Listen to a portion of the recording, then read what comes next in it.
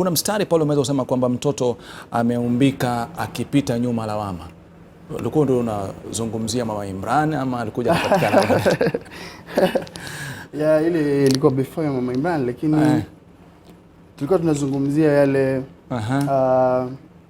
maumbile ya Kibantu yale. Unajua Afrika tuna maumbile fulani tunapendaga sana. Tunapendaga sana. Huko Kenya sasa hivi na Wakenya wameweza kupata wakati mgumu kwamba viongozi wengi tu wamekuwa wanajiuliza maswali na wengi kuweza kumwomba Mwenyezi Mungu, maana misiba imekuwa ikija. Na katika wimbo wako ulioandika wimbo kuhusu msiba, Dunia Mapito. Nini kwanza kulikusukuma kuweza kuandika wimbo Dunia Mapito? Ya mara nyingi vitu vyangu vinanijia kwenye saa nyingine, kama Dunia Mapito imenijia nikiwa usingizini nikilala. Nikaota brother yangu hapa ama msiba wa baba yangu pia aliyefariki dunia. Nikaota niko naye story, ananiuliza vipi, mko salama na nini. Asubuhi namwambia mama, nimeota ndoto fulani, baba kama amekuja ananiuliza mko salama na nini. Basi baadaye nikamwambia mama, lakini hii kitu unaonaje, labda nikimwenzi baba au lakini baadaye akaniambia ni sawa, lakini angalia isikuumize sana. Nikamwambia sawa. Ndio baadaye nikapata idea, nikaona tuna watu ambao tunawapenda, marais wetu ambao wametutoka pia, watu fulani, misiba mikubwa ambao watu walikuwa wanafanya vitu vizuri kwenye jamii. Nikaona sio mbaya, wacha nitengeneze hii. Unaweza kutugusia kidogo? Ni muhimu kwa sababu pia na msiba wa Kenya ambao umetokea. Naam. Tunaweza kusema hivyo. Dunia mapito jama, tuombeeni walokufa waende salama. Mimi nawe tupo tujui siku yetu lini, nachotakiwa tuishi kwa amani duniani. Kulia nafuta chozi, kushoto rani dondoka, nakosa raha tekshi moshi nikimkumbuka. Mwana naniuliza mziki wa dance ndo shashuka, namjibu barovo, ila naamini pengo lako litozibika.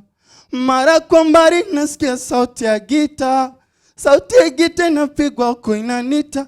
Kumbe mzee wa kale hayati Bob Marley ananiuliza mziki wa reggae unaenda vipi. Reggae barepo Ziggy na Damian na Jesu na gonga kopi. Arijani ananiuliza mziki wangu naimbwa sana duniani vipi, familia yangu inafaidika kitu gani? Jibu mimi sina la.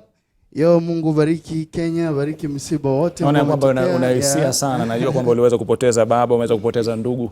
Like kama ulivyosema kwamba sisi tuko duniani hapa mapito tu tunapita. Kwa hiyo cha msingi tuweze kumwomba Mwenyezi Mungu aweze kutupa mwisho mwema kama aliweza kuzungumza. Nafikiri kwamba umeweza kumgusa wimbo, lakini labda pengine tukitoka huko kwa hizo hisia ngumu, tuje ni kwamba umeimba hapa na baada ya kuweza kuweka ili bango kwamba atakuwa anafika leo. Kwa kweli kila mtu anaweza kuzungumzia Matonya alifanya hivi. Inaonekana kwamba watu wengi bado wanaamini kwamba uwepo wako unahitajika katika hii sanaa ya muziki. Lakini palikuwa na muda wa kimya. Matonya bado yupo ama atakuwa yupo lakini sio kwa kasi kama ile wakati wa nyuma? Matonya yupo. Ni bahati mbaya pia ni watake razi kwa sababu niliwatengeneza mashabiki wangu vizuri kwenye mapenzi makubwa sana. Alafu unajua tunakuwa mambo mengi yanaingiliana, unajua sio kama vile majukumu yanakuja, ameelewa, kuna biashara, kuna nini, lazima tutengeneze pia maisha kesho. Nimekuwa kwenye biashara kabla ya muziki. Kwa hiyo muziki ulivyokuwa mkubwa, biashara nayo ikawa kubwa. Kwa hiyo nikajaribu kukimbizana nazo zote kwa pamoja. Alafu nikawaacha watu wangu, lakini naomba radhi kwa hiyo. Lakini sasa Matonya yuko moto kabisa, moto kabisa. Ndio maana ningesema mashabiki wangu wa kwanza namba 1 wako Kenya. Naam. Naweza kusema wako Tanzania pia na dunia nzima, lakini unaona sasa leo nimesema haiwezekani. Kenya wana mapenzi ya dhati kabisa na mimi pamoja na sehemu nyingine. Kwa hiyo lazima nije niangalie soko langu vizuri, nije niweke kambi kidogo, ustawi, niboreshe yale mapenzi kwa sababu naumia kuona watu wangu wananipenda alafu wanahitaji vitu kutoka kwangu alafu siwapatii. Huwezi kuwapatia. Nyumba ndogo hii nyumba dogo tuweze kuizungumzia kabla mpango wa kando. Hii nyumba dogo watu wanasema umeizungumzia ni wewe mwenyewe binafsi, maana yake kuna tetesi kwamba umekwamishwa hapa nchini Kenya. Kwa hiyo ulikuwa unajiimba wewe ama unawaimbia wanaopitia Masayuka? Wow. Ya mpango kando, tunaona kabisa kuna nyumba zinaharibika. Naam. Iwe kwa baba, mama. Baba anaweza kutoka ndani ya nyumba kwa kugombana kidogo. Naam. Alafu wakaenda, unajua mpango wa kando wanajali sana, wana take care kila kitu.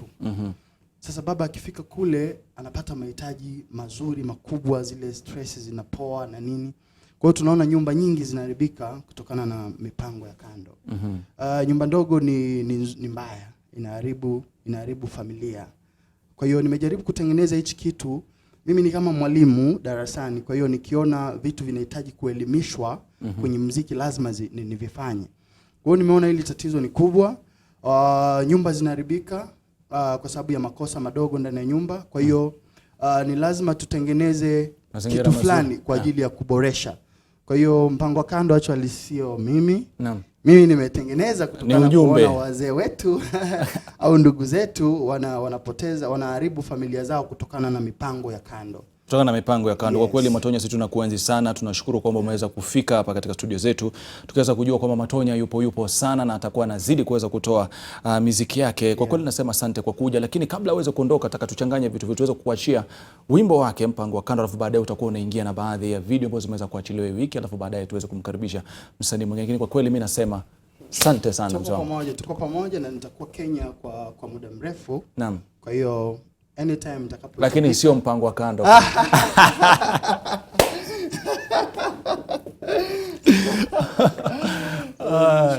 Shukran sana kuja. Asante sana. Thank you so much bro.